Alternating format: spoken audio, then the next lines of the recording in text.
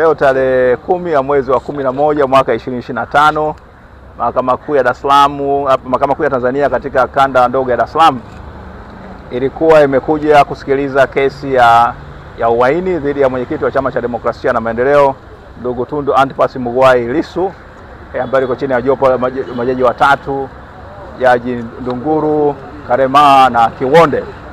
Sasa itajua kwamba leo upande wa mashtaka ungeweza kuendelea na kesi yake, kuleta mashahidi wake ambao wanataka kusema kwamba mwenyekiti wa chama alifanya makosa ya uhaini. Lakini siku ya leo kwa bahati mbaya mshtakiwa ndugu mwenyekiti wa chama ndugu Tundu Antipas Mughwai Lissu akuwasilishwa mahakamani kwa kile ambacho upande wa mashtaka umedai kwamba kwa sababu za kiusalama. Lakini sisi wote tumefanikiwa kufika hapa mahakamani. Nadhani nchi yetu wa Dar es Salaam uko salama. Watu wote wameweza kusafiri, mabasi yanafanya kazi. Lakini upande wa mashtaka kwa wamesema kwamba unaomba kwamba kwa sababu za kiusalama haujaweza kumleta mwenyekiti wa Chama cha Demokrasia na Maendeleo mahakamani, kwa hiyo hakuwepo mahakamani.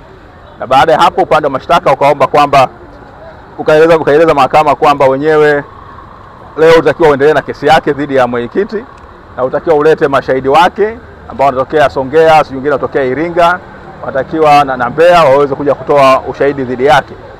Sasa wakasema kutokana na sababu za kiusalama au mashahidi hawakuweza kuletwa, hawakuweza kutoka kusafiri kuja Dar es Salaam kwenye kesi. Kwa hiyo na wao waweze kujiandaa vizuri, kuweza kuandaa mashahidi wao hawa waweze kutoa ushahidi. Kwa hiyo kwa sababu hiyo kwa wameomba ahirisho la wiki mbili. Kwa maana hiyo tarehe 10 leo mwezi wa 11 ukiongeza wiki mbili maana yake ni siku 14, ingekuwa maana tunazungumzia tarehe 24 au 25 ya mwezi huu.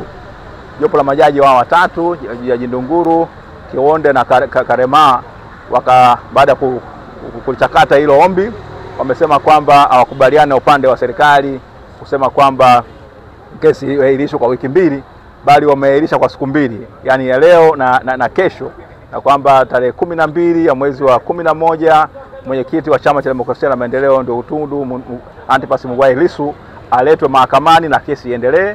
Na mahakama imeamrisha kwamba ule hati ya wito wa kumuita mahakamani itolewe na aje, na upande wa mashtaka siku hiyo uendelee na kesi yake dhidi ya mwenyekiti. Maana yake kesi ya msingi sana. Sasa sisi tumeweza kuyaona hayo.